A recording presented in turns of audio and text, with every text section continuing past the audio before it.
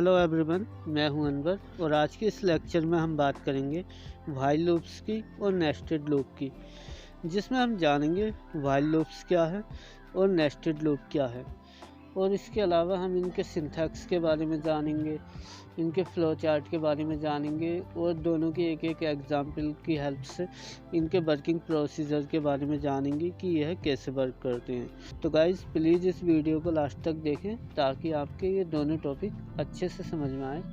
और यदि आपको इनमें से किसी भी टॉपिक पर किसी भी तरह का कोई डाउट हो तो उसे कमेंट बॉक्स में हमसे शेयर करें। हम जल्द से जल्द आपके डाउट को क्लियर करने की कोशिश करेंगे। तो चलिए स्टार्ट करते हैं। सबसे पहले while loop. While loop is used to repeatedly execute a certain statement as long as the condition is true।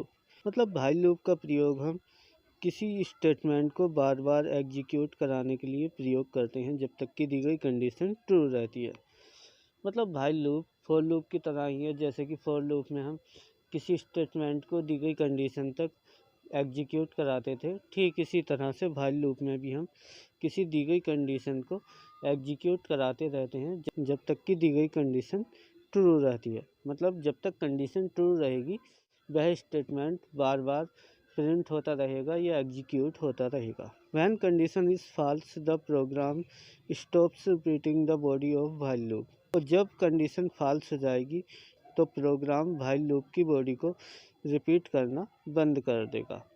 मतलब जब तक कंडीशन ट्रू रहेगी तब तक वह स्टेटमेंट एग्जीक्यूट होता रहेगा या रिपीट होता रहेगा। और जैसे ही कंडीशन फॉल्स हो जाएगी तो प्रोग्राम व्हाइल लूप की बॉडी को या उस स्टेटमेंट को रिपीट करना या एग्जीक्यूट करना बंद कर देगा। बात करते हैं व्हाइल लूप के सिंथैक्स की। तो जब भी हम कोई व्हाइल लूप का प्रोग्राम बनाते हैं तो उसमें सबसे पहले हम व्हाइल का प्रयोग करते हैं और इसके बाद टेस्ट एक्सप्रेशन लिखते हैं, मतलब कंडीशन लिखते हैं जो कंडीशन हमें उसमें एग्जीक्यूट करानी है। और कंडीशन के बाद हम कोलोन लिखते हैं जो कि इसे क्लोज कर देता है।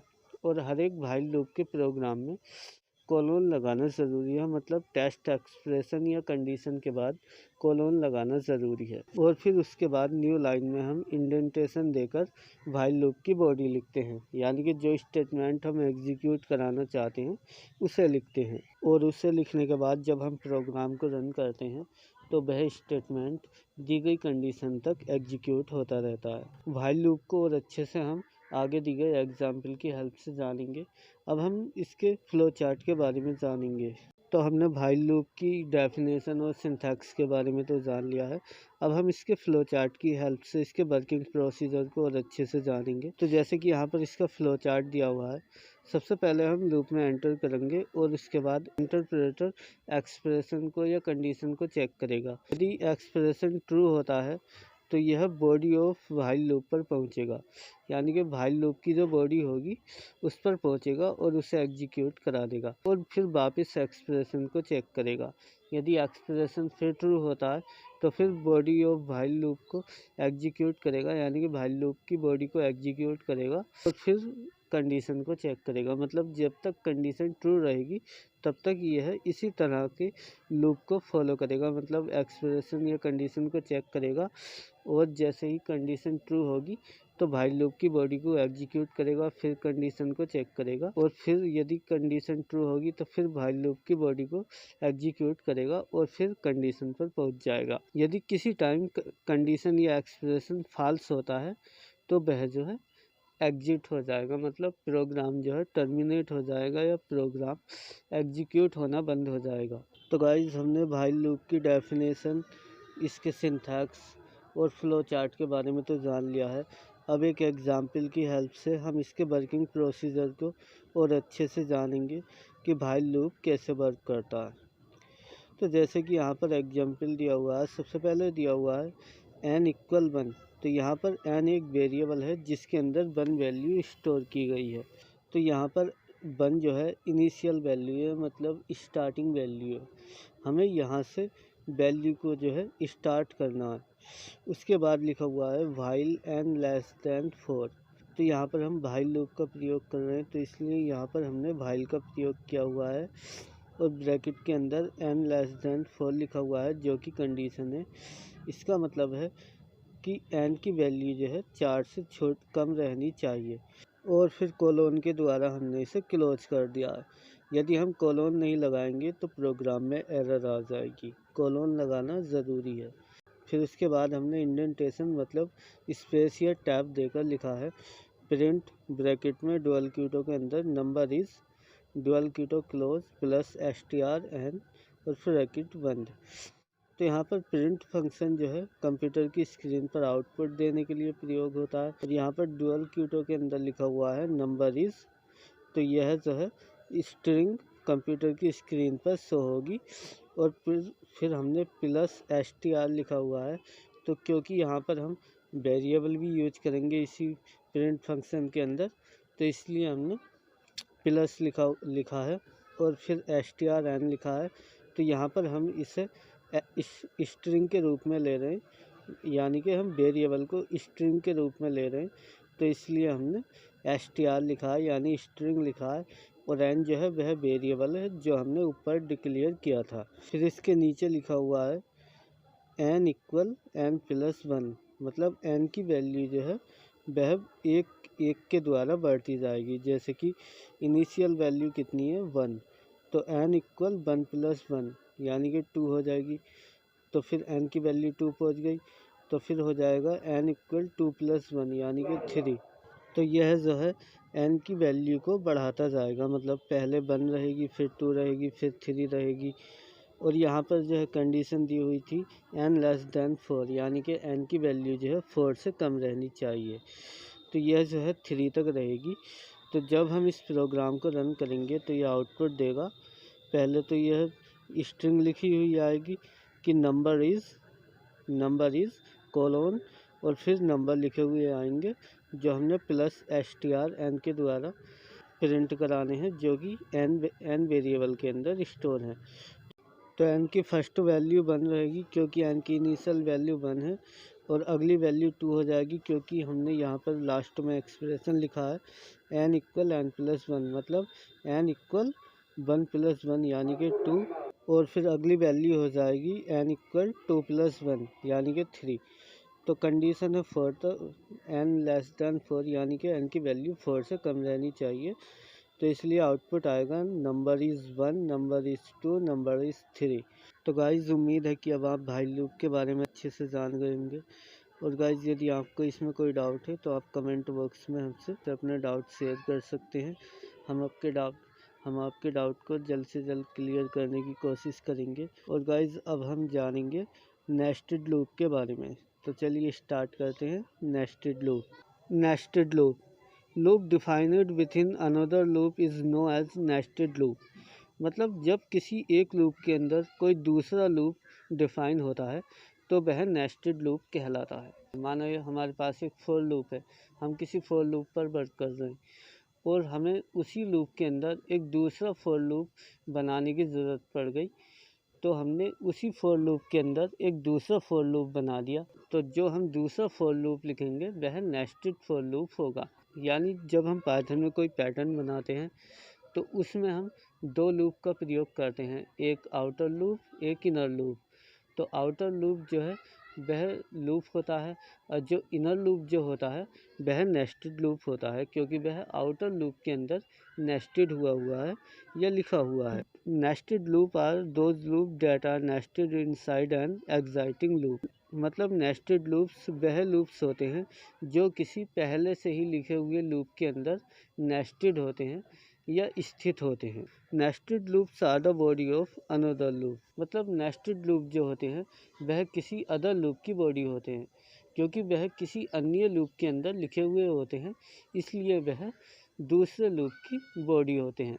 जिस तरह से जैसे हमने अभी पीछे भाई लूप के बारे में जाना था कि भाई लूप के बाद टेस्ट एक्सप्रेशन लिखते हैं और उसके बाद भाई लूप की बॉडी लिखते हैं। तो भाई लूप की बॉडी की जगह पर यदि हम दूसरा भाई लूप लिख देते हैं तो वह नेस्टेड भाई लूप हो जाएगा। यानी कि जो बॉडी की जगह हमने भाई लूप लिखा है वह नेस्टेड भाई हो जाएगा। ठीक उसी तरह से यदि फॉर लूप के अंदर दूसरा फॉर लूप लिखेंगे तो जो हमने दूसरा फॉर लूप लिखा है वह नेस्टेड फॉर हो जाएगा। तो अब हम इसके सिंटैक्स के बारे में जानेंगे। तो जैसे कि इसका सिंटैक्स दिया हुआ है, सबसे पहले फॉर लिखा हुआ है, उसके बाद कंडीशन 1 है और फिर कोलोन लिखा हुआ है। तो जब भी हम फॉर लूप का प्रयोग करते हैं तो उसमें हमें सबसे पहले फॉर का प्रयोग करना होता है, उसके बाद हमें कंडीशन लिखनी होती है और उसके बाद उसे कोलोन से बंद करना होता है। और यदि हम नेस्टेड लूप का प्रयोग कर रहे हैं तो उसके अंदर जो पहला फॉर लूप है, फिर उसके अंदर हम एक फॉर और लिखेंगे, फॉर लूप और लिखेंगे। तो उसके लिए भी हमें फॉर का प्रयोग करना पड़ेगा, क्योंकि हम फॉर लूप का प्रयोग कर रहे हैं तो इसलिए फॉर कीवर्ड का प्रयोग करना पड़ेगा। और फिर उस फॉर लूप की कंडीशन लिखेंगे, जिसे हम कंडीशन 2 मान लेते हैं, और फिर उसे भी हमें कोलोन से बंद करना होगा। और उसके बाद हम बॉडी ऑफ फॉर लूप लिखेंगे, यानी कि जो फॉर लूप है उसकी बॉडी लिखेंगे, जो स्टेटमेंट हमें एग्जीक्यूट कराना उसे लिखेंगे। तो चलिए नेस्टेड लूप को एक एग्जाम्पल की हेल्प से प्रैक्टिकली जानते हैं कि यह कैसे वर्क करता है। तो गाइज, हमने नेस्टेड लूप की डेफिनेशन और इसके सिंटैक्स को तो जान लिया है। अब एक एग्जाम्पल की हेल्प से हम इसके वर्किंग प्रोसीजर को जानेंगे। तो गाइज, जैसे कि यहाँ पर एग्जाम्पल दिया हुआ है फॉर आई इन रेंज 1,11 और वह फिर कोलोन से बंद है। तो यहाँ पर फॉर एक कीवर्ड है जो कि हम फॉर लूप के लिए प्रयोग करते हैं। आई वेरिएबल है जो कि हमने अपनी तरफ से डिफाइन किया हुआ है, और इन जो है वह फॉर लूप के साथ यूज़ होता है। और रेंज जो है, यहाँ पर रेंज दी हुई है 1 से 11, यानी कि 1 से 11 तक। इसका मतलब है कि 1 से 11 तक हमें लूप को चलाना है। तो यह हमारा आउटर लूप है।